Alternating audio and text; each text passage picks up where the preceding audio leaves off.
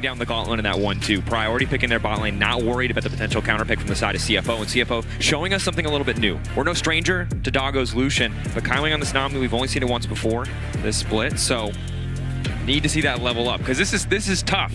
This is a really easy duo to fumble in the early game and have it all fall apart. Whoever gets their head early in that matchup is going to be feeling great, right? That's what it boils down to. If you miss a bubble on a hopping Kalista and get the stack to Ren, it can be really rough. But if the Lucian pulls ahead, has his ultimate available to just blow. Expected a recall, so set the trap in the bush as Junja walks into Faker. Hongq now looking for the setup, trying to find a bit more damage. Flash forward, Faker flashing out, and first blood! From Junja. Doggo dash over the wall, face first into Doran. Doran running it down, he goes! Feels like the second game in a row. But it was the objective fight where we really started to see... Faker caught out, Q flash from Junja, instant bubble! Objectives, as we all know. Very true. Seeing if maybe he can sneak a kill if they get over eager. Owner level 6 here on the bottom side. Quick heal coming out. Faker on the way in. Good tidal wave to start, but Doggo doesn't really have any mana. Nice ulti coming in from Guma to reset the tower aggro. Doggo living for an extra second. Decent damage, and Owner now forced to flash away, but they got what they came for. Hongq here trying to extend the fight. Hoping to find the punish. Excellent handshake. Catches him in stealth, perfect from Carrier, caught off onto the side, wants a bit more damage. Junja, again, they're keeping the play going, the extra movement speed coming in from Kaiwing, they don't have the tidal wave, but they might not need it. Hongq on the chase. Carrier ready with the handshake to try and disengage. Faker looks like he will just be sacrificed here, bubble to follow. Junja gonna be donated the kill.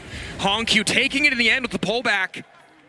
And an excellent turn from the side of CFO. T1, the initial dive started well, but they used too many resources. Drake taken as well. And unlike in the previous game, the team fight, I think, for T1, not a given. The last time around, they were very firmly in control, but that mid lane turret falling early as... Owner caught out for a moment. Hongq! The burst damage is there, but Faker now wants to take down Kaiwing, but he might be the one who's in trouble. Flash forward, gets a little bit extra movement speed, but the phase rush isn't there, and Hongq grabs another T1. Try to get something back, but it just doesn't work. He's breaking the vault! And credit to CFO again. Top lane changed, but top lane isn't where the action is happening, although, as I say that, Carrier getting things kicked off. Q3 ready to go for rest. It doesn't look like he's going to have an easy way out of this. Was hoping to find the ulti, and he will at least be able to take Doran over the wall. Nice healing coming in. Omnivamp on the ulti, but he gets away from the Pathmaker. That's the crucial skill. Rest back and can't cancel it early. Q3 taking some time. Doran in trouble, but manages to get the shutdown. Hongq on the way. Doggo chasing as well. That's the calling. Guma in trouble. Knockdown there. Doggo! The electrocute Brock finishing it. CFO set up on Herald, and unfortunately T1 are just disastrously far behind. So now we look at scaling. We look at what does it look like as we go later into the game, and the answer is you have a Jax, you have a Ryze and a Wukong. They're powerful tools, but CFO aren't going to give you an inch. Coling coming through, clean combo again. Junja grabs the kill, and again they're just making these side lane picks look so effortless. Infernal Drake is spawning as ulti across the top. Hoping to find the jungle. Doggo doing decent damage, but has the cleanse, and in goes Hongq! Multiple members locked up. It's only the clone owner managing to make it out. Guma has an extra lease on life, but it's not enough to bail out. Doran? I don't think he can do enough by himself. He's arriving, but the room's already on fire! But it's so hard when the enemy top laner is playing Cassante. When he can just dodge so much of the CC, but they're determined to try again. Recall going in from Faker. Q3 ready to go. Quick flash out from Rest. Manages to find the initial knockback. Pull back on the Wukong clone, but it doesn't matter. It's still the escape. Junja on the way in. Realm Warp. They need to get the hell out. Fallbreaker manages to catch him. Oh! In the midst of it, it's Junja. Hongq to follow. Absolute destruction for CFO. It's a stomp, Dracos, in game number 2. T1.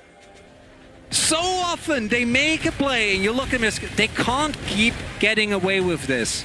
Guess what? They didn't! And it's the only time where ulting the clone is optimal. He's not in threat anymore. As right there, Junja with the flash Q gets the Ryze CC. The Realm Warp does not take T1 to safety, and as reinforcements arrives. I heard a nice. Respectable nice is Doggo still just going.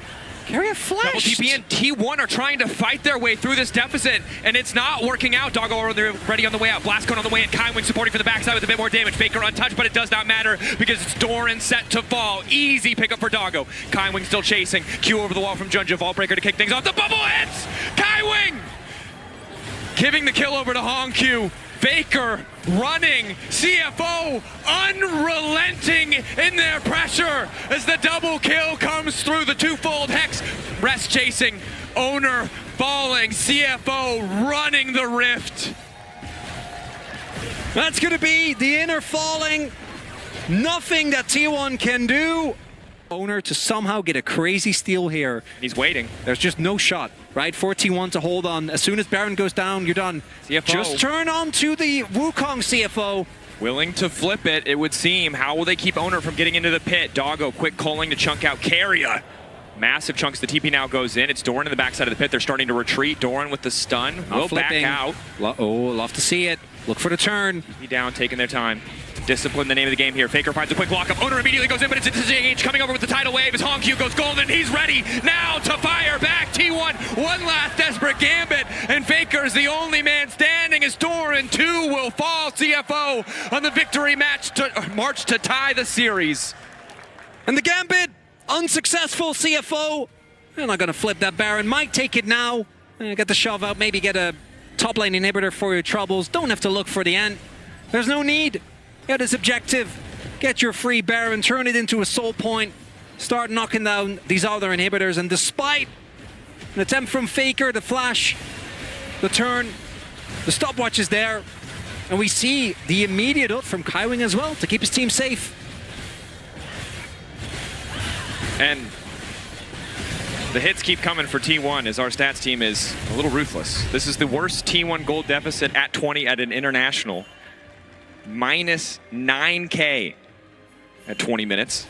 And the previous record was 2024 MSI versus BLG at minus 7.6. Do they get this dragon? That'd be something. T1. They need to get out as well. That's the bigger issue. Getting out is the hard part. Junja ready to go over the wall. They see objective bounty has been claimed, and now they're chasing. Running. T1 well grouped. Realm Warp not quite available, but they will be able to walk away, getting something back. A brief glimmer of hope. All right, 2.5 minutes on the Rebel Baron power play for CFO. It's getting these inhibitors, truly denying T1 access, and looking at the item finishes, we are now at 4 items for Doggo to 2 for Guma. Faker still doesn't have any utility, just has a little bit of beefiness of the 2 tanky items, but they need damage. They need to be able to actually kill someone as Hongq. Big damage. T1 walk forward, immediate Q3 to pull back. Coming in from rest. Hongq off to the side. Quick use. The Seekers to keep Doran standing, but it looks like he'll fall as well. Doggo completely untouched. The base wide open. T1 pulling back. CFO, they've got the wall at 15K in their favor. T1, there's no way they can hold this. Confidence, an incredible pace of game from CFO in game 2. One final stand for T1. Handshake connects. CFO gonna need just a few more seconds. The Nexus in their sights. CFO in a dominant game 2, tie the series. And after game number 1, if you go and you come from Fiji, tell us, guys, CFO won a game. We wouldn't be surprised. It was a back and forth. There were a couple of key decisions. But if you would have told me that this is one of the most one-sided losses that T1 has ever seen, couldn't have seen that one coming, Dracos. I didn't, but maybe the analyst desk did. Let's hear what they have to say.